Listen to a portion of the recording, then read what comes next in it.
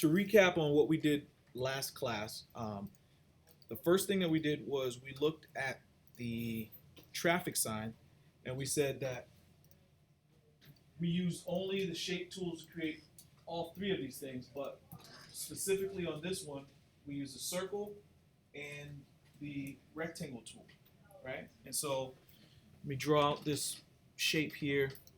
One of the things that I want you to kind of, I guess, look at and try and test out is when we create the shapes, the first thing we do is we select the shape and then we click and drag. But when we identified how we click and drag to make this shape, this was not, it didn't stay in proportion, so we didn't make like a perfect square. So the things that we could do to make a perfect square is, one, we can hold shift and it's going to constrain the proportions, right? And then two, we can click once on the screen and it's going to bring up the rectangular dialog box, and we can enter like a specific size, like let's say 3 inches by 3 inches.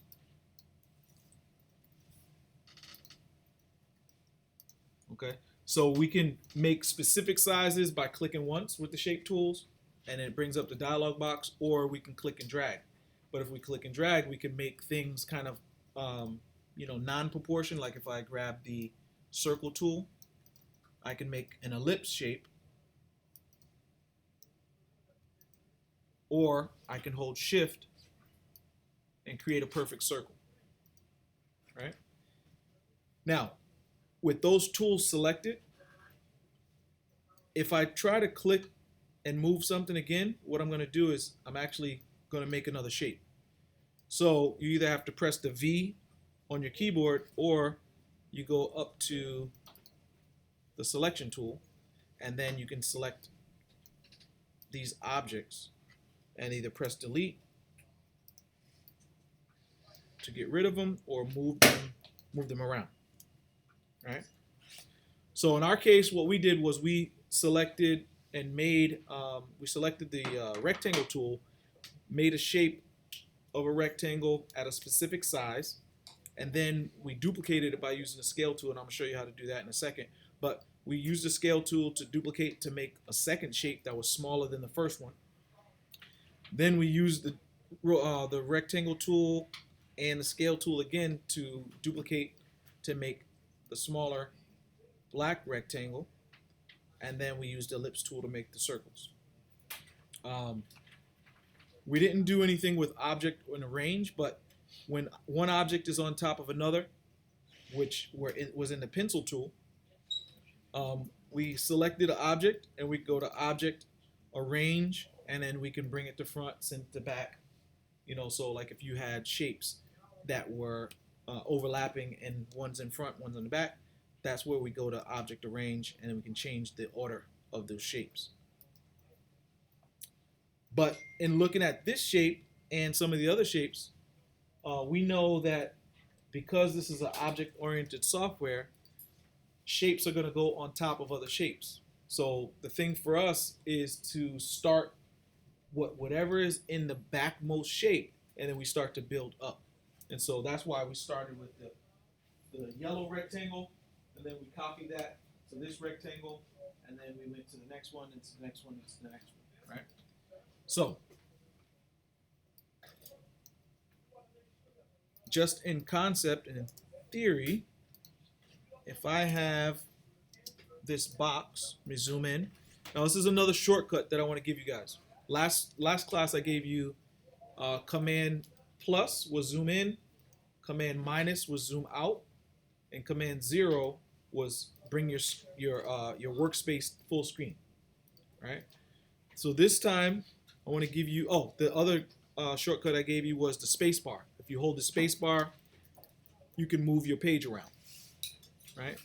This time I'm going to give you the shortcut of the specific zoom to a certain object on your screen, right? So if I hold the command key, or if you hold spacebar first and then command, it turns into the magnifying glass. So if I want to zoom in on a specific area, I can click and it'll zoom in like this. But if I drag a selection like this, like I click and drag, wherever my zoom tool is, it's going to zoom into that specific spot.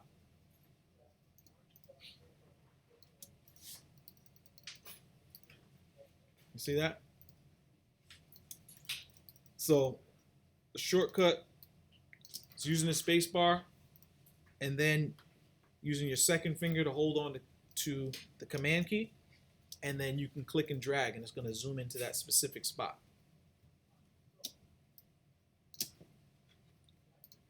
So just to, I guess, reiterate how we duplicated something that was smaller than the other thing, is I have this object selected, double click on the scale tool,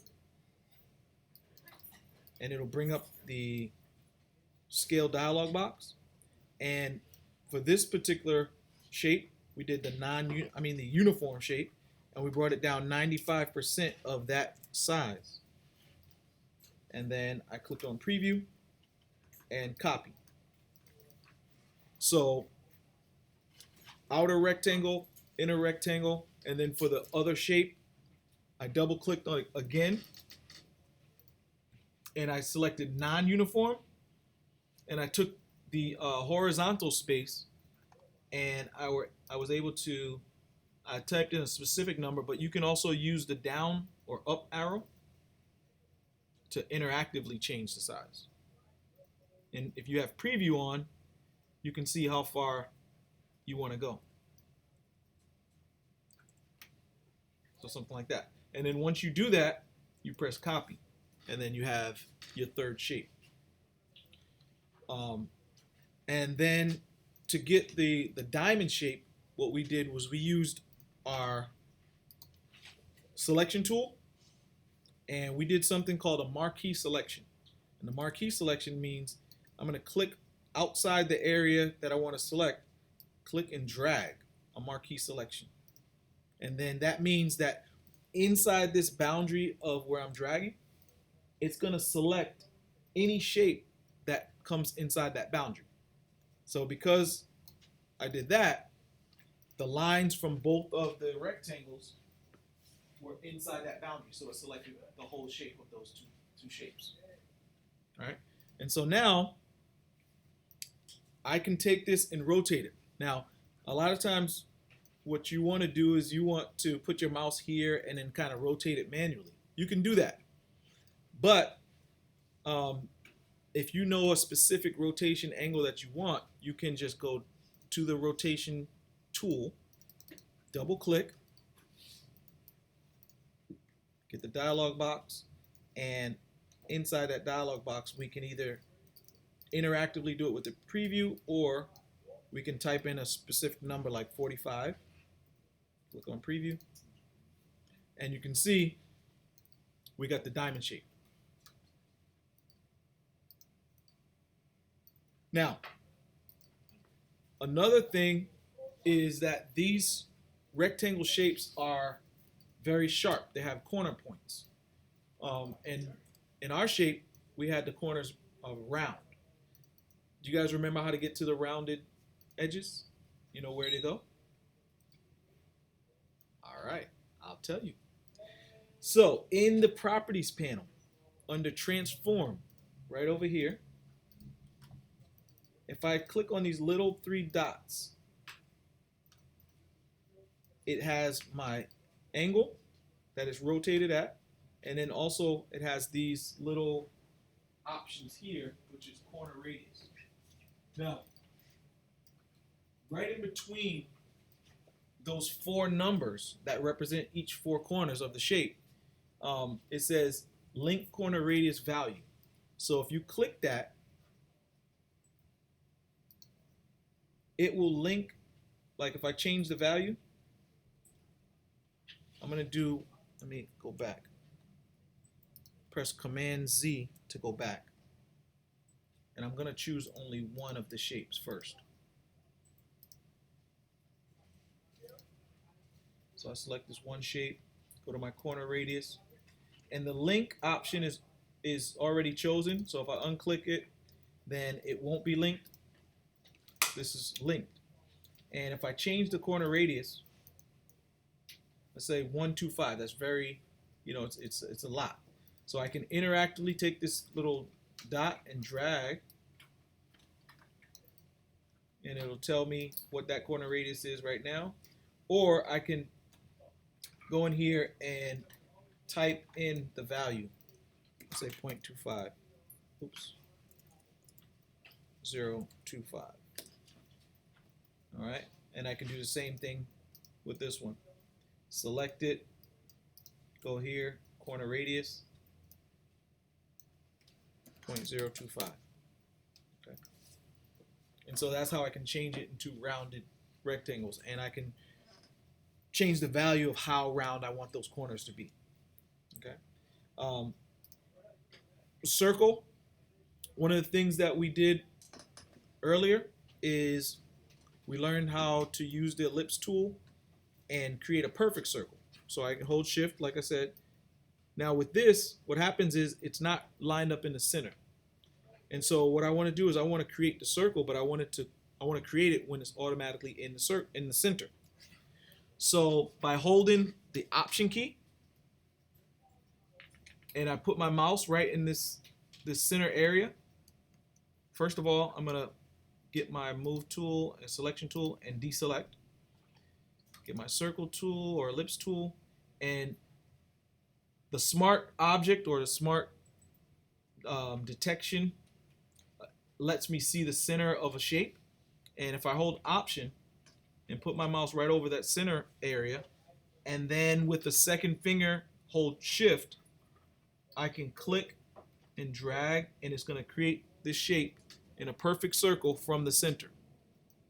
So I'm holding Option and Shift and clicking and dragging with my mouse. And if I want to keep that shape constrained, when I'm done, I'm going to let go of the mouse first. So I let go of the mouse first, then I let go of my keys. And that'll stay. Okay. So that was cool. We did that. We add color to it, that thing. And now to get the other two, what we went to is we went to Object Transform. And then in Object Transform, we went to the Move option. And the dialog box comes up. Click on Preview. And we're looking at the vertical movement. So in the vertical movement, I'm just going to use my up arrow or down arrow, and you can see how this thing moves. Now I didn't do any proper measurement, so it may not be exact the way we want it to move, but I'll just put in 0.35. Okay, and I'll just put it like that for now. But so I'd say 0.35, or actually let me just do 0.3.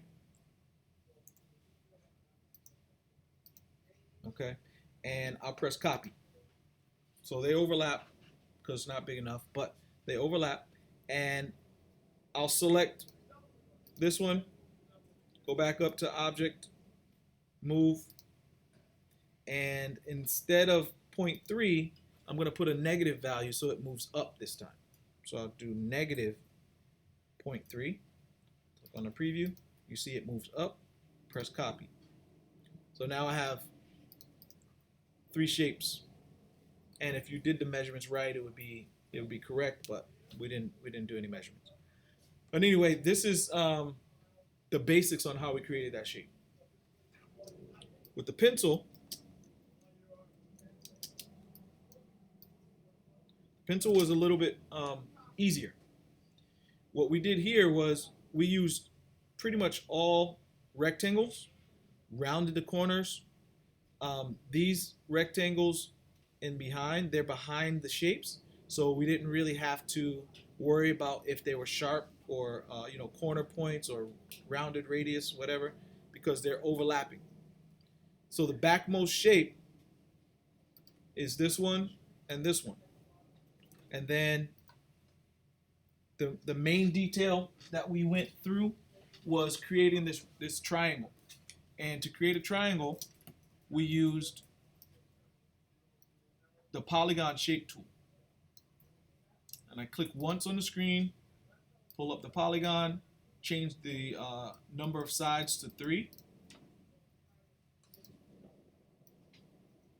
Okay, And then when you rotate, we can use the rotate tool, but we can also move our mouse to one of the corners. And if we hold shift, it snaps in 15-degree increments, or 45-degree increments, sorry. And this is how we created this pencil shape. And then we just kind of modified it with our selection tool in terms of making it skinnier or taller or shorter. Now, in the duplication process to create the illusion that it's been sharpened, we duplicated this shape, and I want to give you another shortcut. So if I didn't give it to you last class, make sure you write this one down, because this one's going to be, you're always going to use this. You can always go up to the menu and go edit, copy, paste, that type of thing, or you can use the scale tool like we did and scale it and copy it. But this is the easiest way to copy something. I'm going to hold the Option key on my keyboard, and I'm going to click and drag. Hold Option, click and drag. And so it makes a duplicate copy. In the appearance palette, I can change the color to black. I'll take off the stroke, set that to none, and then use my selection tool to kind of just modify how this fits into place.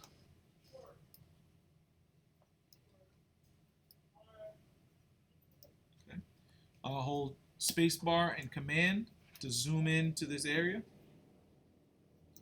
Spacebar to move my screen around, and just basically do that. All right. Now, the illusion is that it's one shape. You know, it kind of looks like it's a pencil tip. Now, there's two tools that we're going to use here that gave us, one, the curvature of this, and also allowed us to move points around, right? So far we've used the selection tool, but then we have the direct selection tool, which is the white arrow tool. So the selection tool allows us to move the whole shape. The white arrow tool, which is the direct selection tool, allows us to move individual points. So we can click on each point and move this individual point around, right? So we can kind of give it an angle like that. And then to get more points to kind of make it look like it's sharpened, we're going to use this tool, which is called the curvature tool. And the curvature tool, with the shape selected, we're able to kind of add individual points like that.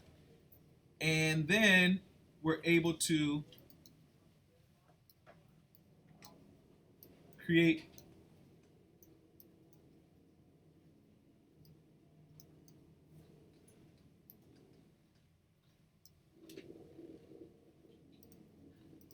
these curves.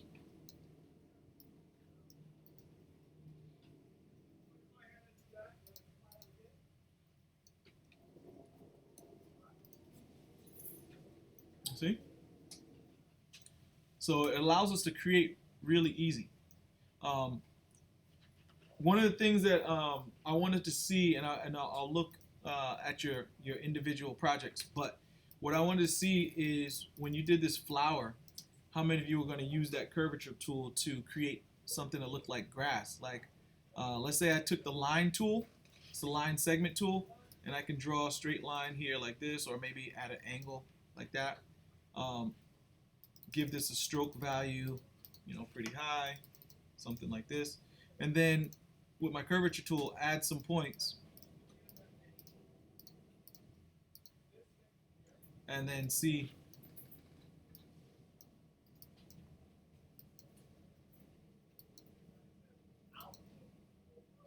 And you can start to add. Now these are curvy. Now I'm going to show you going to show you how we can start to make this a little bit more sharp.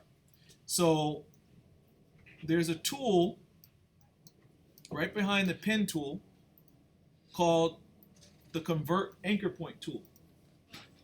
The Convert Anchor Point tool says I want to turn the curves to points and the points to curves, right? So if I click on that, and I'll say I click on this curve, it turns that into a point.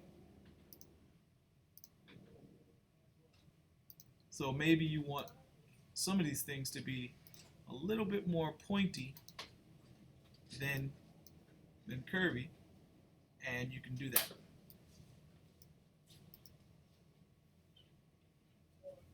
So now you get a combination of curves and points, right? And so that's the Convert Anchor Point tool. Now the Convert Anchor Point tool also, takes a corner point like this and will turn it into a curve by, if you click on it and drag, it turns it back into a curve. But if I click once on it, it turns it into a corner. Okay, so that's your Convert Anchor Point tool.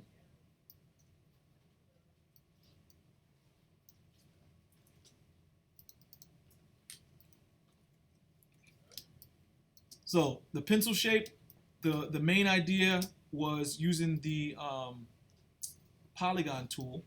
Let me just get here and get my polygon tool.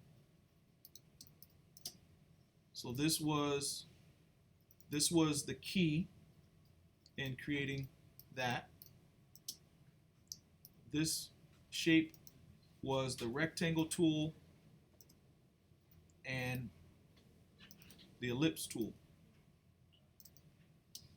Okay. Over here, this shape, these are ellipse tools created by the ellipse tool. So we have the circle in the middle. We have an ellipse here. What tool did you think I used to make this sharp at the ends? How did I make this? How did I turn this curve into a corner? Anybody? Convert Anchor Point tool. This Convert Anchor Point tool allows me to take this and click once to turn it into a sharp point. Okay? So from here, what we did was we used the Rotate tool. We held Option right at the bottom or base of that flower petal, or you can do it from anywhere else, like if I did it right from here in the center, right below here. When that rotate dialog box shows up, it's going to rotate from the point that we clicked, and if I press copy, it rotates from this center point, and then I can go to Object, Transform, and transform again. And it's going to rotate, and I can go up to Object, Transform, Transform again, or I can press Command D. And what this is going to do, Command D, Command D, Command D, Command D. Right? And so that is our flower. This stem shape was created using the line segment tool. Click on the curvature tool to add some points and just drag and increase the stroke. And if you wanted to change the color, you could change the color.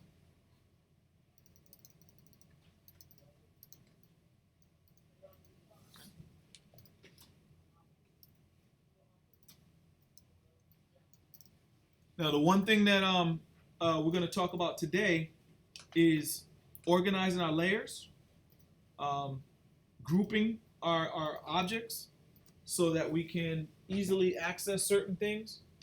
And so the focus is going to be on organization and basically organization and speed. and access, because if you're able to organize your layers in the right way and access certain information, it's going to speed up your workflow. Okay, so again,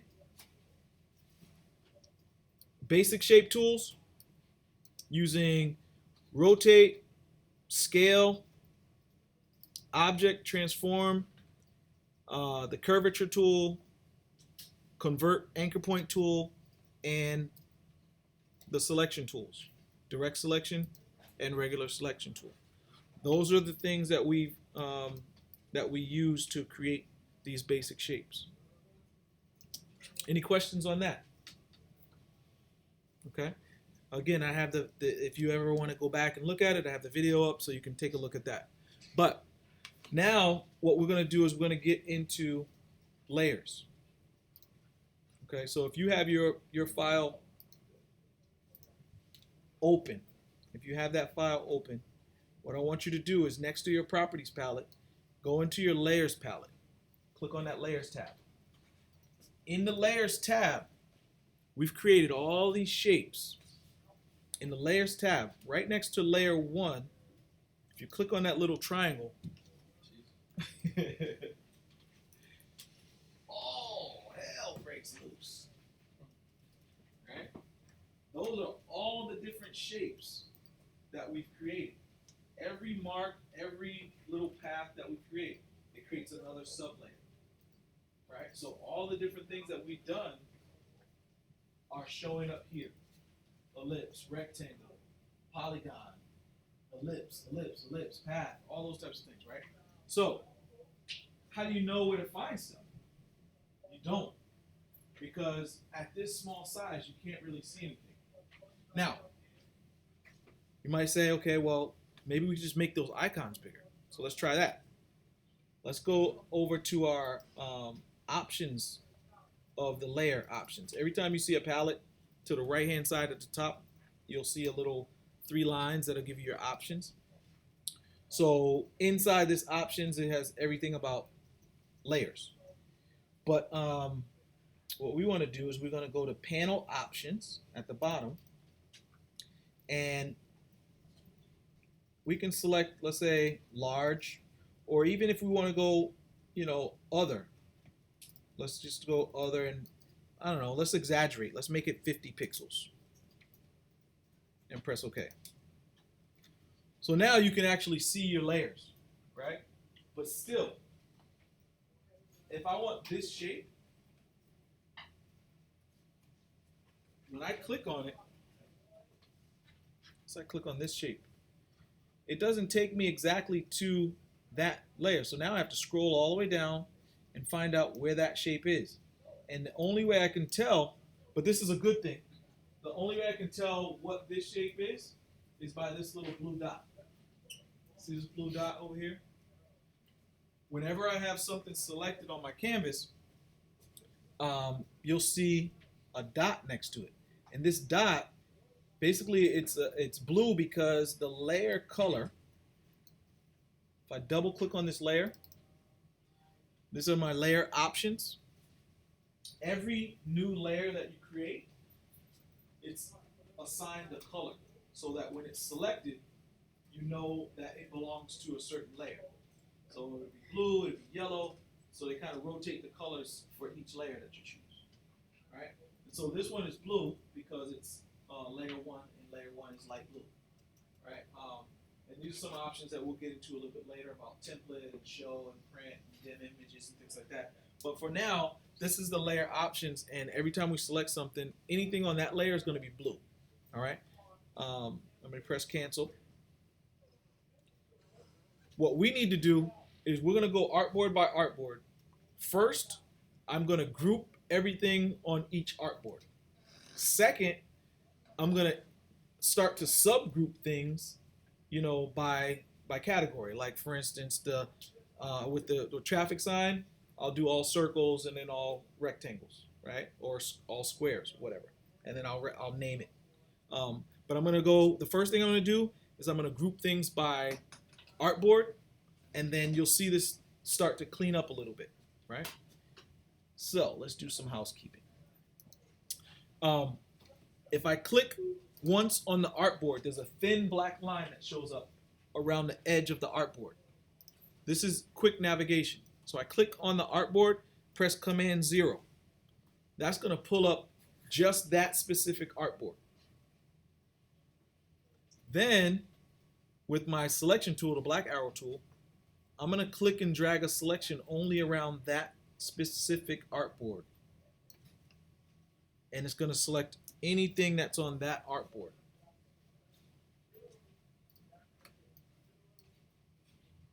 Okay. From there, I'm going to go to Object, Group, or press Command G.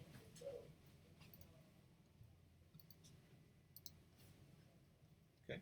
Now, with that, it shows up here as a group, and all of those items are in that group. I'm going to double click on the word group and name it Artboard 1.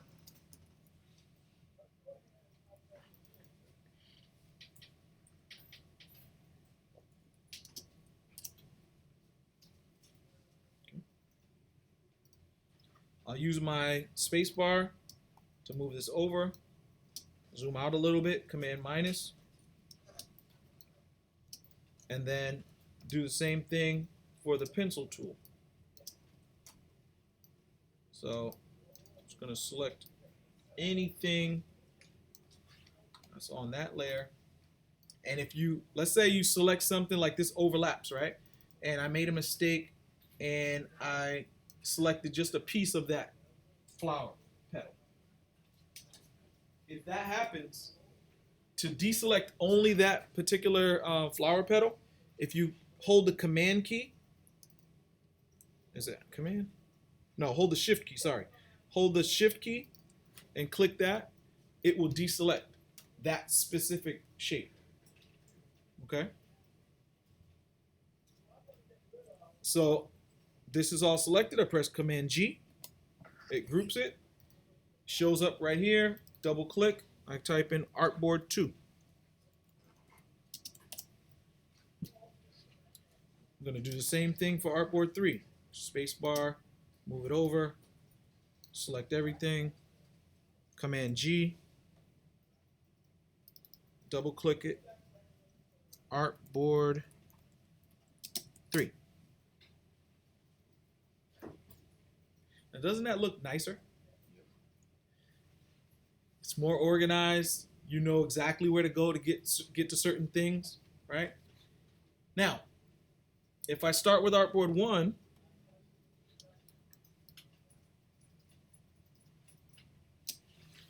the first thing I'm going to do is, I know that I'm going to work with Artboard 1, right? So what I want to do is I want to lock Artboard 3 and Artboard 2 so I don't move anything around, right? So right next to the eye, you know, this is the visibility, the little eyeball. In between that and the layer, there's a space that you can click to lock the layer. So I click lock on Artboard 1 and Artboard 2 and Artboard 3, and now if I try to click and drag anything on the pencil or the flower, it's not going to move. So it holds it in place. Okay. Now on Artboard 1, what I want to do is I want to select certain things to group, but not other things, right? So like if I open up Artboard 1, it's still sort of a mess. So I want to group the actual item here, and then I want these kind of black and white items also to be on their layer, and then I want these shapes to be grouped, and I want the circles to be grouped. So I'm customizing what I want to do. Now, you can organize your stuff any way you want, but as long as you know how to do it, that's all I want from you guys. All right. So we're gonna group and rename.